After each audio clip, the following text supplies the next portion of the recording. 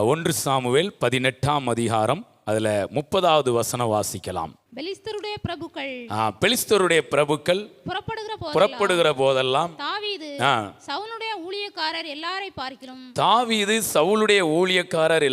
பார்க்கிலும் புத்திமானாய் நடந்து கொண்டான். தாவீது சவுலுடைய ஊழியக்காரர் எல்லாரை பார்க்கிலும் புத்திமானாய் நடந்தார். நீதிமானா இருக்கிறவங்க எல்லாரும் நீதிமானா மட்டும் இருக்க மாட்டாங்க, புத்திமானாவும் இருப்பாங்க. Praise God. கொஞ்சம் தட்டி சொல்லுங்க. நீதிமானா இருக்கிறவங்க வெறும் நீதிமானா மட்டும் இருக்க மாட்டாங்க, புத்திமானாவும் இருப்பாங்க. புத்திமானாவும் இருப்பாங்க. ஏன்னா இப்ப நீதிமான் அப்படின்னு இப்ப இந்த உலகம் எப்படி பார்க்கும் நம்மளை? பைத்தியக்காரனை பார்த்த மாதிரி. ஏன்னா நீதிமான் அப்படின்னு எல்லாருடைய பார்வையும் எப்படி இருக்குன்னா, எந்த மாதிரி நீதிமான் தான் கண்ணுக்கு தெரிவாங்கன்னா, அயன் பண்ணாத ட்ரெஸ்ஸு போடுற நீதிமான். முடியெல்லாம் சிவக்கூடாதுயா, நம்ம ஹேர் ஸ்டைல்லாம் என்ன பண்ணக்கூடாது, வைக்கக்கூடாது, நம்ம நல்லா என்ன பண்ணக்கூடாது, இருக்கக்கூடாது. அப்படியே ஒரு நம்மளை பார்த்தாலே எப்படி தெரியணும், ஆட்களுக்கு பாவமாக தெரியணும், சோகமாக தெரியணும், பரிதாபமாக என்ன செய்யணும். நான் சொல்கிறேன், இங்கே இருக்க நீங்கள் எல்லாரும் நீதிமான், வெறும் நீதிமான் கிடையாது, நல்ல புத்திமானாவும் இருப்பீங்க. இந்த உலகம் உங்களை பார்த்து பரிதாபமாக பார்க்குற மாதிரி இருக்க மாட்டீர்கள். உங்களை பார்த்து ஆச்சரியப்படும். அவ்வளவு புத்தியா வேலைகளை செய்வீர்கள். இதில் மிகப்பெரிய ஒரு காரியம் என்னன்னா, நம்ம ஆளு எப்போவுமே ஆட்டுக்கூடையும் அப்படி காட்டுக்குள்ளேயும் கிடந்த ஆளு. இவங்க எல்லாம் அரண்மனையிலே என்ன பண்ணுறாங்க, இருக்கிறாங்க. அங்கே உள்ள அனுபவங்கள் தெரியும், அங்கே உள்ள காரியங்கள் எல்லாமே உங்களுக்கு பழகி போன காரியங்கள். அவ்வளோ வருஷம் கூட இருக்கிறாங்க. ஆனால் நம்ம ஆள் ஆட்டு மந்தையிலேருந்து இப்போ தான் போகிறாரு, ஒரு அனுபவமும் இல்லைனாலும் அங்கே இருக்கிற அத்தனை பேருடைய அனுபவத்தையும் தாவீது தூக்கி சாப்பிட்டுட்டாரு. கையை தட்டி. உங்களுக்கு முன்பாக அனுபவங்கள் எல்லாம் தோற்று போகும். விசேஷமான ஒரு அபிஷேகம் பேச ஆரம்பிக்கும் போதே இப்ப பாருங்களேன், நீங்க எந்த டிபார்ட்மெண்ட்னாலும் எடுத்துக்கிடுங்க, உங்களுடைய வேலை காரியங்கள்ல உங்களை விட 20 வருஷம் 30 வருஷம் அனுபவம் வாய்ந்தவர்கள் இருப்பார்கள். அவருடைய அனுபவங்களை எல்லாம் தூக்கி சாப்பிடுற அளவுல தேவ ஆவியானவரின் ஒரு அபிஷேகம் உங்களுக்குள்ளே இறங்கி கொண்டிருக்கிறது. கைகளை தட்டி நல்ல நல்ல அபிஷேகத்தோட. அரசியலை நான் சொல்றேன், அரசியல்ல உங்களை விட அனுபவம் வாய்ந்த அநேகர் இருக்கலாம். நீங்க நினைக்கலாம் எனக்கு இதுல என்ன தெரியும்னு. தேவன் சொல்லுகிறார், அவர்களை பார்க்கிலும் நீங்கள் புத்திமானாய் நடந்து கொள்வீர்கள். ஹல்லேலூயா. 10 மடங்கு சமர்த்தராய் இருக்கும்படி ஒரு விலையேற பெற்ற அபிஷேகத்தை. படிப்புக்கு சொல்றேன், பிள்ளைங்களுக்கு உங்களை விட நல்லா படிக்கிற பிள்ளைன்னு இருப்பாங்க, அவங்கள விட நீங்கள் மார்க் எப்படி எடுப்பீங்க? 2வது, நீங்கள் ஒவ்வொரு காரியத்திலையும் புத்திமானாய் நடந்து கொள்வீர்கள். இப்ப நல்ல மார்க் எடுக்க நான் மட்டுப்படுத்தி பேசல, நான் உங்களை என்கரேஜ் பண்றேன். Amen. Praise God. Result daily வருமா? நான் சொல்லட்டுமா? உங்களுடைய வாழ்க்கை டெய்லி நீங்க தினந்தோறும் புத்திமானாய் நடந்து கொள்வீர்கள். எக்ஸாம்ல நல்ல மார்க் வாங்கி வர்ற பிள்ளைங்கள் அந்த ஒரு நாள் தான் மதிப்பு. பாராட்டுவாங்க, தூக்குவாங்க, கொஞ்சுவாங்க. ஆனால் நீங்கள் தினம் புத்திமானா நடந்துக்கிட்டீங்கன்னா உங்களுக்கு தினம் மதிப்பு. நான் சொல்கிறேன், நீங்கள் நல்ல மார்க்கும் வாங்குவீங்க, எக்ஸாம் டயத்துலையும் பாராட்டப்படுவீர்கள். அதுக்கப்புறம் டெய்லியும் நீங்கள் ஏதோ ஒன்று செய்வீங்க. நீங்கள் புத்திமான் என்பதை அந்த வேலைகள் விளங்க பண்ணும். உங்களை பார்த்தாலே டீச்சர்ஸுக்கு, உங்களை பார்த்தாலே உங்களுடைய லெக்சர்ஸுக்கு, உங்களுடைய ப்ரொஃபஸருக்கு உங்களை பார்த்தாலே பிடிக்கும். அப்படிப்பட்ட ஒரு புத்தியை தேவன் இந்த வேலையிலே கொடுக்கிறார். Praise God. உங்களுடைய பிஸ்னஸ்லையும் உங்களோட பயங்கர அனுபவம் இருந்து பயங்கர பேக்ரவுண்ட்ல இருந்து செஞ்சிட்டு இருக்கலாம், அவங்களெல்லாம் நீங்கள் தூக்கி சாப்பிட்டு விடுவீர்கள்.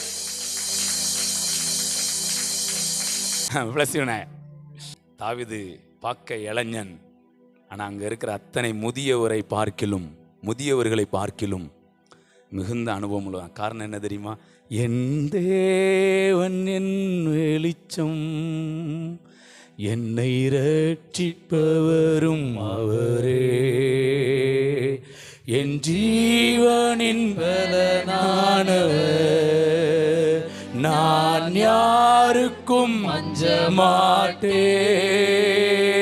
என் தேவன் வெளிச்சம், என்னை ரட்சிப்பவரும் அவரே. என் ஜீவனின் பலனானவர், நான் யாரையும் கெஞ்ச மாட்டேன். அப்போ அந்த கர்த்தரோடு கூட அவர் இருந்ததுனால அங்குள்ள அனுபவங்களெல்லாம் என்ன பண்ணிட்டாரு? தூக்கி சாப்பிட்டார். அங்க அப்னேர் இருக்காரு, இன்னும் ஏகப்பட்ட பெரிய பெரிய ஆட்கள்லாம் இருக்கிறாங்க. ஆனா அவங்க எல்லாரை பார்க்கிலும் தாவீது புத்திமானாய் நடந்து கொண்டார். நான் முதலாவது தேவ பிள்ளைகள் மேலே, யூடியூப்ல பார்க்குறவங்க மேலே நான் டிக்ளேர் பண்ணுறேன், நீதிமான்னா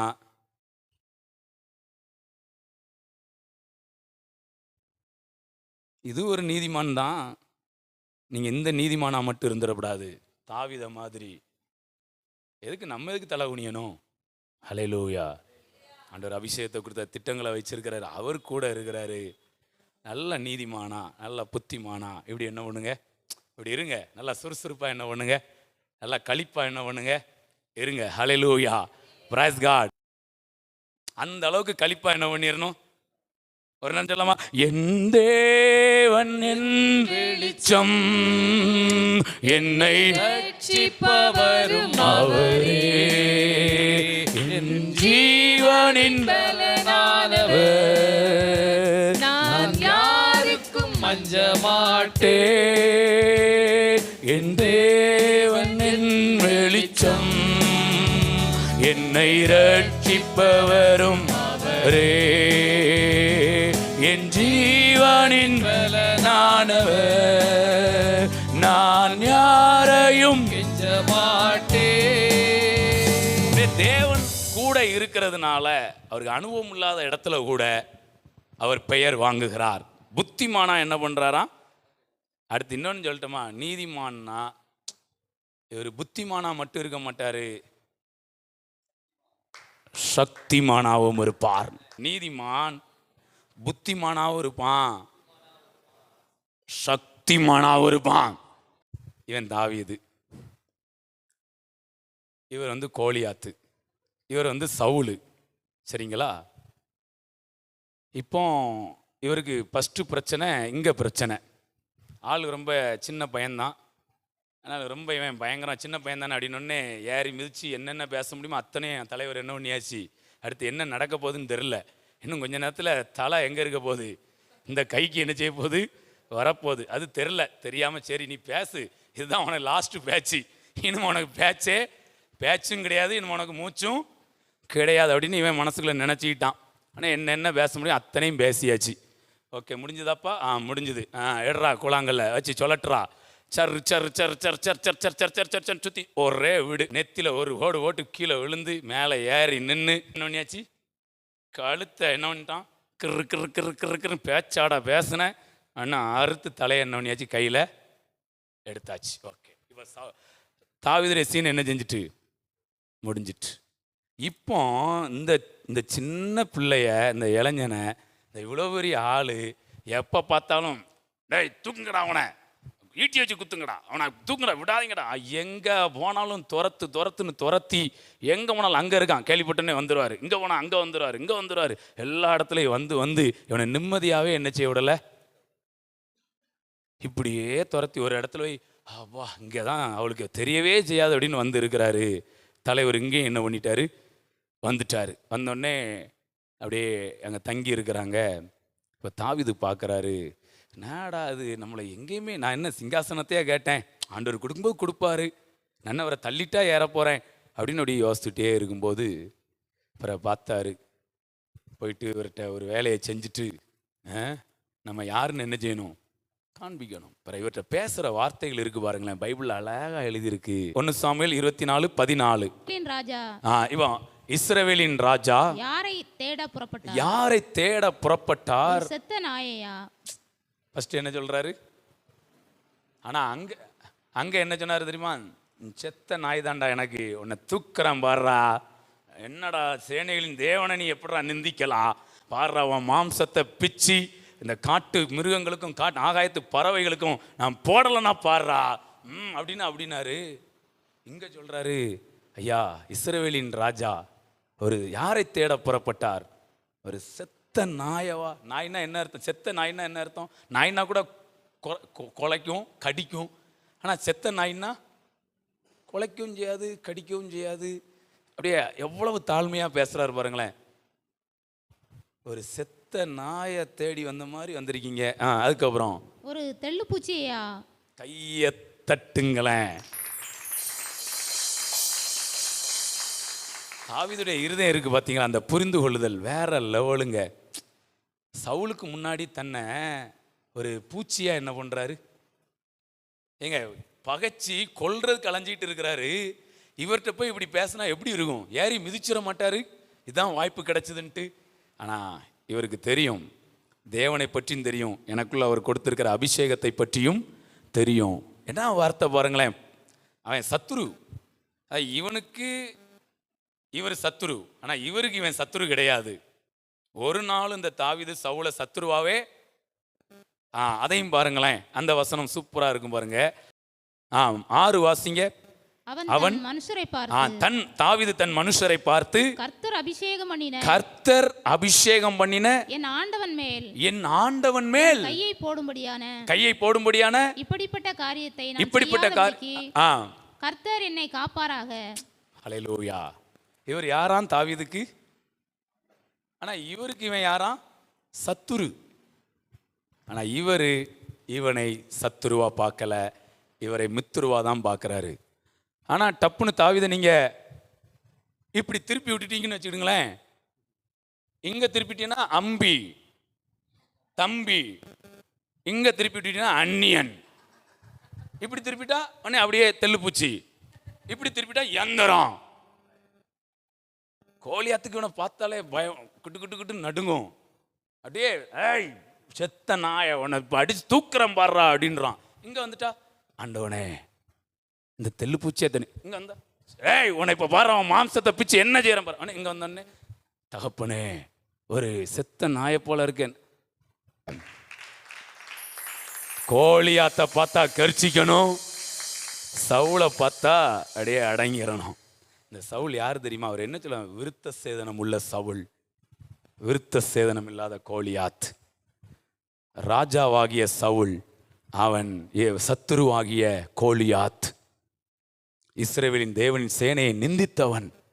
பிரைஸ் காட். இப்போ இது என்ன ஆயிருது தெரியுமா? இப்போ சூழ்நிலைகள் என்ன ஆயிருது தெரியுமா? கோலியாத் அண்ணே அண்ணே பார்த்து செய்யுங்கண்ணே என்னே அப்படி எங்கே வந்துட்டு உன்னை பிச்சுடன் பாரு பிச்சு, ஏய் என்ன அப்படியே உல்டாவா என்ன பண்ணிடுது? உண்மையில அங்க கொடுக்கணும். நம்ம கை மனிதர்கள் மேல் அல்ல, நம்ம கை மரணத்தின் மேல். அன்றைக்கு தாவீதுக்கு கோலியாத் எப்படியோ அப்படி நமக்கு இன்றைக்கு மரணம். Praise God. மனிதர்களை பார்த்தா அப்படியே அப்படியே மெல்ட் ஆயிரணும். இந்த பக்கம் மரணத்தை வியாதியும் பார்த்தா அப்படியே மெருகேத்திரணும், அப்படியே அப்படின்றணும். Price God. கரெக்டாக இருப்பீங்களா? இப்படி ஹல்லேலூயா. இப்போ பாருங்களேன், இவர் என்னெல்லாம் சொல்றாரு பாருங்க, ஏகப்பட்ட விஷயங்கள் பேசுறாரு பாருங்க.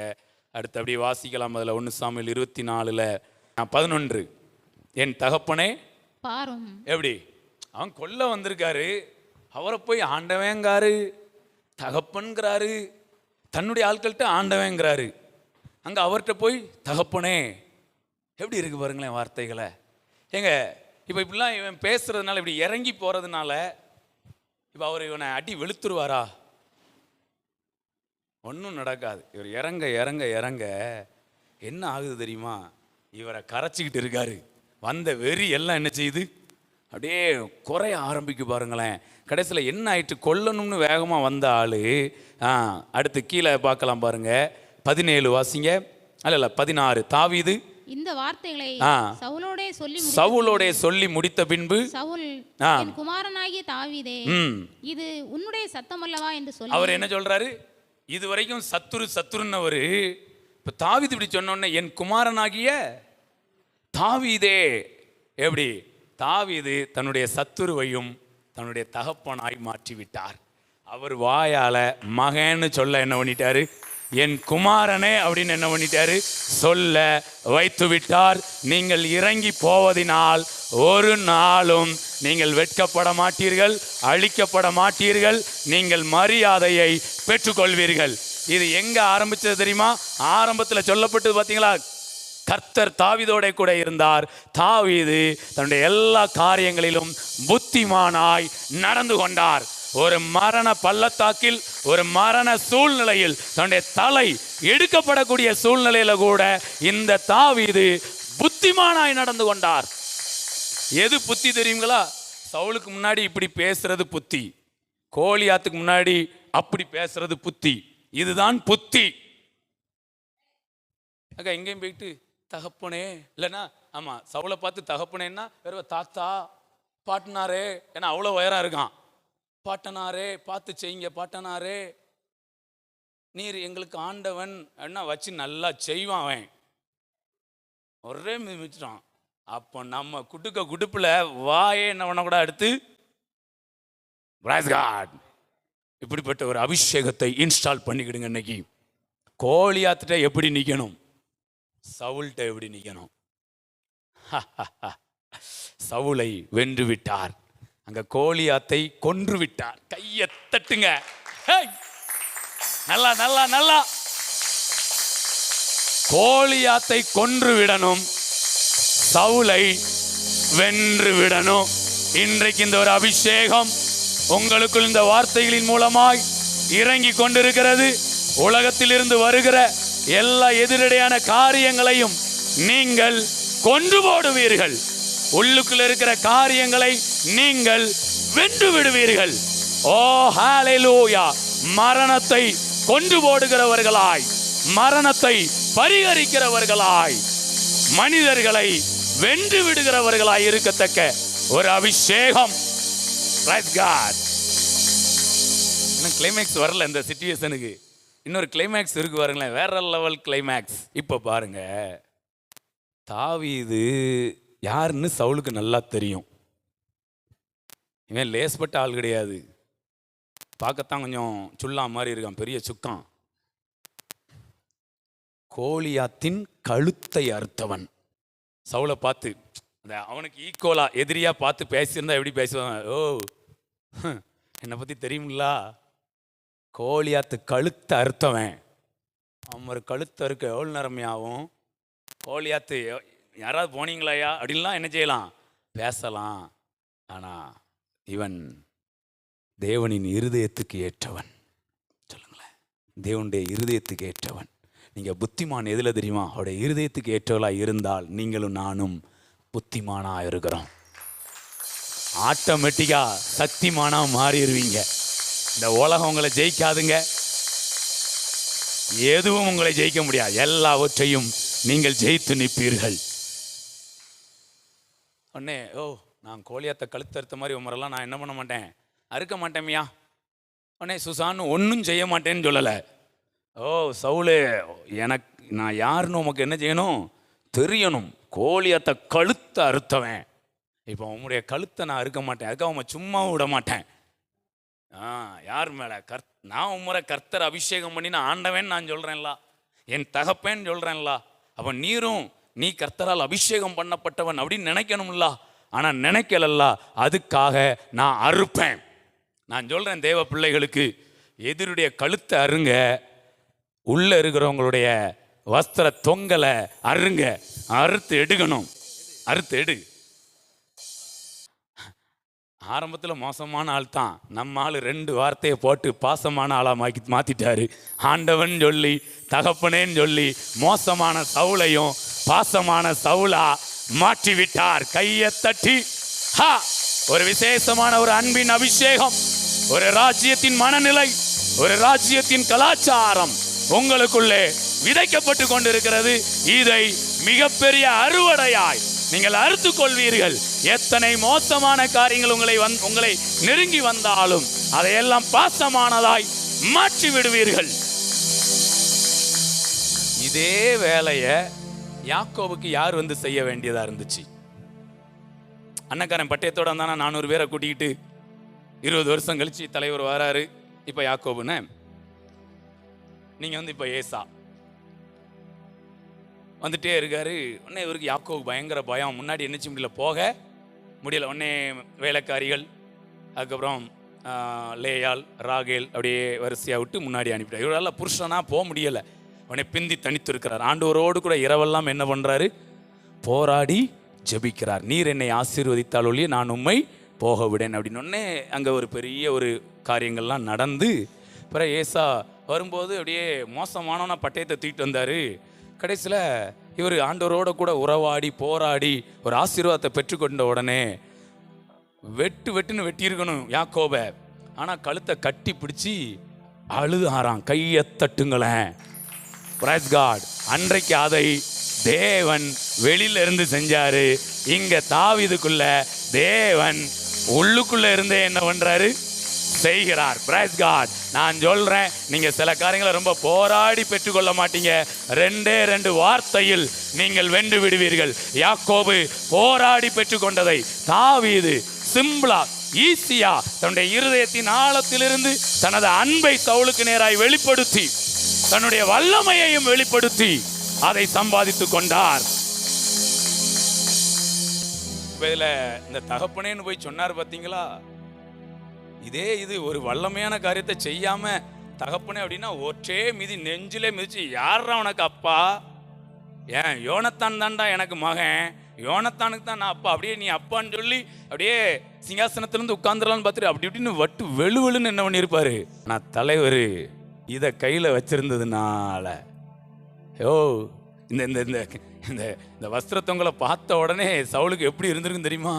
டேய் கூட இருந்தவங்களே சொல்லிடுவான், ஹேய் என்னடா இங்கே பாதியை காணும், அவன் கையில் இருக்கு.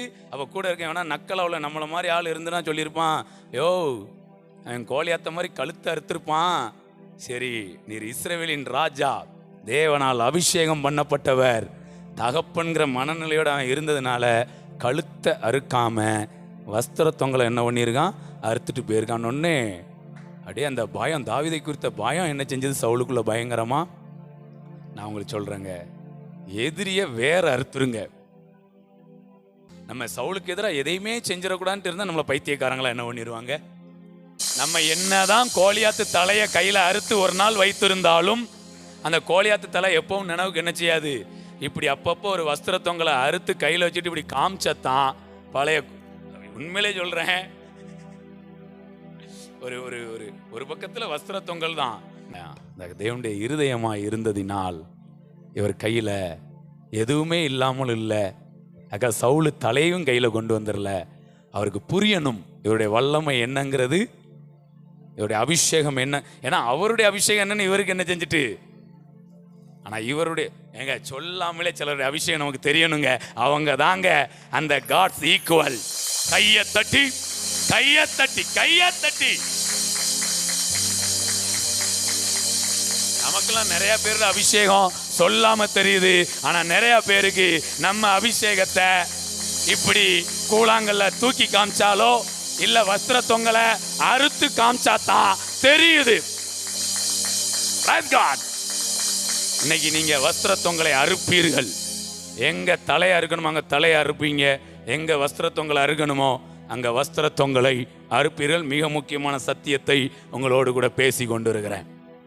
இங்கே போயிட்டு தெல்லு பூச்சி செத்த நாய் கௌதாரி அப்படின்னு என்ன இந்தா சுட்டு சாப்பிட்றதுன்னு அப்படியே எடுத்து அடுப்புக்குள்ள வச்சு சுட்டு என்ன பண்ணிடுவார், அரைக்க மாதிரி என்ன பண்ணிடுவார், கையில் வச்சே சாப்பிட்ருவார். ஆனால் அங்கே குட்டு குட்டு குட்டு குட்டுன்னு கொடுத்து நான் எந்தரண்டா பார்க்கத்தாண்டா பூச்சி, என் கூட தேவன் துணை நிற்கிறார். நான் பிரைஸ் காட் போராடுவதற்கல்ல, உன்னை போரடிப்பதற்கு புதிதும் கூர்மையுமான பற்கள் உள்ள யந்திரமாயிருக்கிறேன். இந்த பக்கம் தன்னை பூச்சியா காமிக்கிறாரு, இந்த பக்கம் தன்னை யந்திரமாய் காண்பிக்கிறார். 2 பக்கமும் இதுதான் புத்திமான், இதுதான் சக்திமான். Price God. இந்த மாதிரி நாம் புத்தியாய் சக்தியாய் செயல்பட ஆண்டவர் கிருபைகளை. சவுல் என்னெல்லாம் சொல்றாரு பாருங்க. 17 வாசிங்க. தாவீதை பார்த்து, நீ என்னை பார்க்கிலும் நீதிமான். இந்த இதை சொல்றதுக்கு காரணம் என்ன தெரியுமா? ஒன்று தன்னுடைய வல்லமையை காண்பித்தது, தன்னுடைய அபிஷேகத்தை வெளிப்பட பண்ணது. இதுல நல்லா தெரிஞ்சுக்கிடுங்க. இப்ப பாருங்க, இவர் அங்க நீ என்னை பார்க்கலும் நீதிமான்னு சொல்றதுக்கு அங்க ரெண்டு காரியம். ஒன்று, தன்னுடைய அபிஷேகம் என்னன்னு என்ன பண்றாரு, வெளிப்படுத்துறார். நல்லா தெரிஞ்சுக்கிடுங்க. ரொம்ப ரொம்ப நம்ம புத்தியை திறக்கக்கூடிய காரியங்களை சொல்றேன்.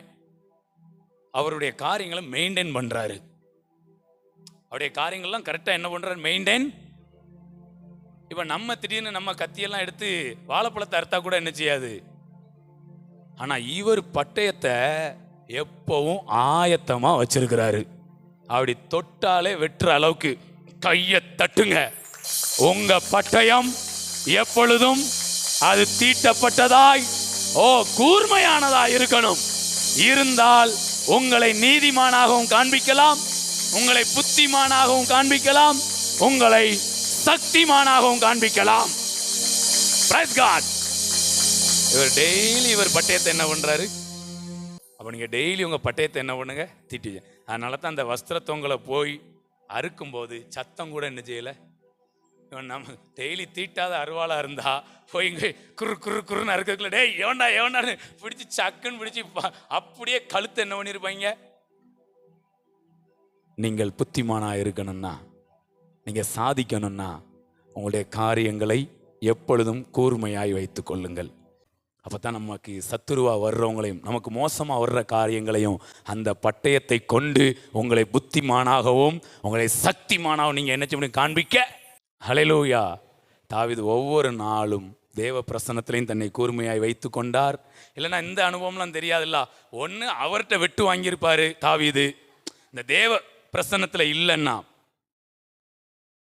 இன்னொன்னு இல்லைன்னா இவர் சவுலை வெட்டியிருப்பாரு. ரெண்டுல ஒன்று என்ன பண்ணியிருக்கும்.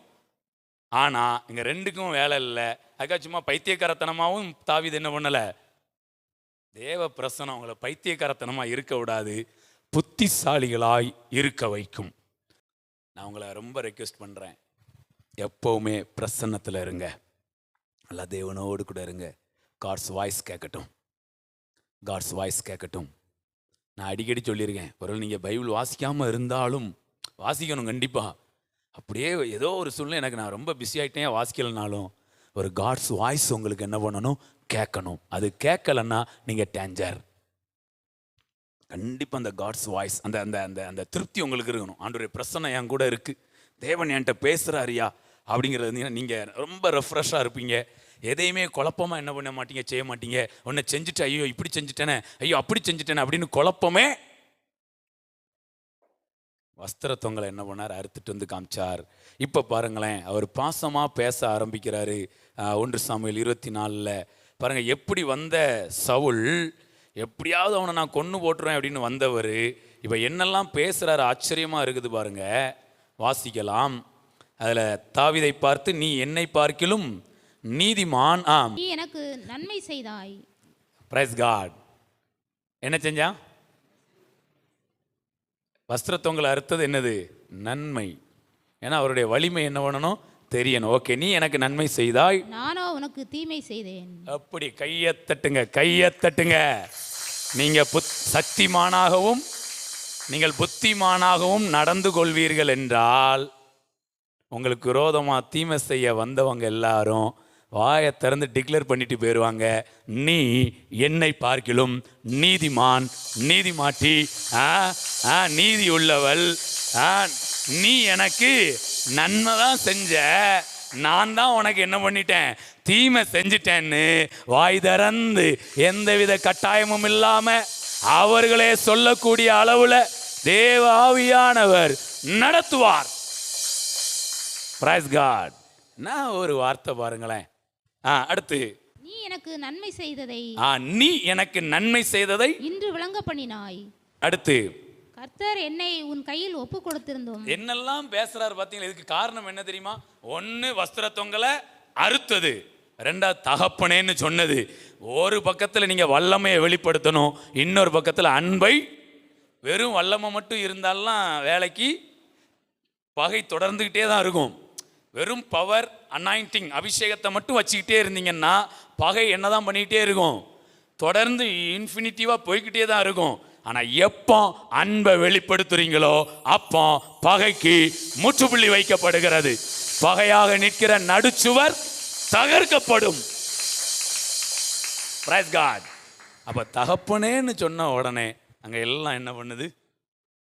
அப்படியே முடியுது. அவர் என்னெல்லாம் சொல்றார்? கர்த்தர் என்னை உன் கையில் ஒப்பு கொடுத்திருந்தும் நீ என்னை கொன்று போடவில்லை. அதுக்கப்புறமா ஒருவன் தன் மாற்றானை கண்டுபிடித்தால் அவனை சுகமே போக விடுவானோ இன்று நீ எனக்கு செய்த நன்மைக்காக கர்த்தர் உனக்கு நன்மை செய்வாராக. நீ நிச்சயமாக ராஜாவாய் இருப்பாய். எப்படி சொல்றார் பாருங்க, நீ நிச்சயமாய் ராஜாவாய் இருப்பாய். இஸ்ரவேலின் ராஜ்யபாரம் உன் கையில் நிலைவரப்படும் என்று அறிவேன். அவரே என்ன பண்ணிட்டாரு? எப்பா நீ கண்டிப்பா ராஜாவா என்ன பண்ணிடுவ. ஆனா இவருக்கு அப்புறம் ராஜா யார் தான் ஆகணும்? சந்ததி படி பார்த்தா யோனத்தான் தான் ராஜா ஆகணும். ஆனா தலைவர் வாயில இருந்து டிக்ளேர் பண்ணிட்டாரு. ஏன்னா தேவன் டிக்ளேர் பண்ணிட்டாரு ராஜான்னு. அதுக்கப்புறமா சாமுவேல் தீர்க்கதரிசி டிக்ளேர் பண்ணிட்டாரு பகை வரும். தாவீதை புரிந்து கொள்ளாமல் பகைக்கிறவர் வாயில இருந்தும் ஒரு டிக்ளரேஷன் வருது, நீ இஸ்ரவேலின் ராஜா. எல்லார் மேல இந்த காரியங்கள் வருதுங்க. யார் யார் உங்களை பகைச்சாங்களோ அவங்களே சொல்லுவாங்க, நீங்க நல்லவங்க, நீங்க எங்களுக்கு நன்மை தான் செஞ்சீங்க, நீங்க மேன்மையா இருப்பீங்கன்னு அவர்களே உங்களை பார்த்து சொல்வார்கள். Praise God. Hallelujah. ஓகே. அதுக்கப்புறம் இன்னும் என்னெல்லாம் சொல்றாரு பாருங்க. இப்போதும் நீ எனக்கு பின்னிருக்கும் என் சந்ததியை வேர் அறுப்பதில்லை என்று தகப்பன் வீட்டாரில் என் பெயரை அழித்து போடுவதில்லை என்றும் கர்த்தர் மேல் எனக்கு ஆணையிட்டு கொடு என்றான். தாவீதுடைய ஜீவனை எடுக்க வந்தவர் தன் ஜீவனையும் பெற்றுக்கொண்டார். தன்னுடைய சந்ததியினுடைய வாழ்க்கைக்காக தாவீதிடம் கையேந்தி நிற்கிறார். கையை தட்டுங்க. Praise God. தன்னால சவுல் மலை மாதிரி வந்த சவுலை அப்படியே பனி மாதிரி என்ன பண்ணிட்டாரு? மெழுகு மாதிரி என்ன பண்ணிட்டார்? உருக வைத்தார். காரணம் ஒன்று, தாவீதின் வல்லமை நிறைந்த அந்த அபிஷேகம், அன்பு நிறைந்த அந்த அபிஷேகம்.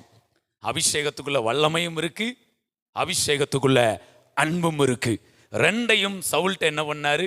இங்கெல்லாம் அன்பை காமிச்சிடப்படாது. கோலியாத்துட்டு போய் என்ன பண்ணிடப்படாது?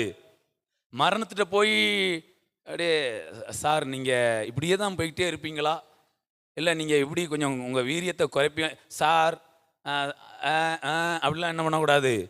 அங்கே வேற மாதிரி என்ன பண்ணணும் சவுல்ட்ட. அதுக்காக சவுல்ட்டே வந்து தகப்பனே அப்படின்னா யாரில் தகப்பேன் சப்புன்னு வச்சு அனுப்பிடுவார். வஸ்திரத்தவங்களை அறுத்துட்டு போய் நிற்கணும். தகப்பனே சொல்லாமல் சொல்கிறாரு, அன்னைக்கு கோலியாத்து தலை என் கையில், இன்னைக்கு ஒரு வஸ்திர தொங்கல் என் கையில். வல்லமே ஒரு பக்கம் காமிச்சிட்டு தகப்பனே வல்லமே தகப்பனே.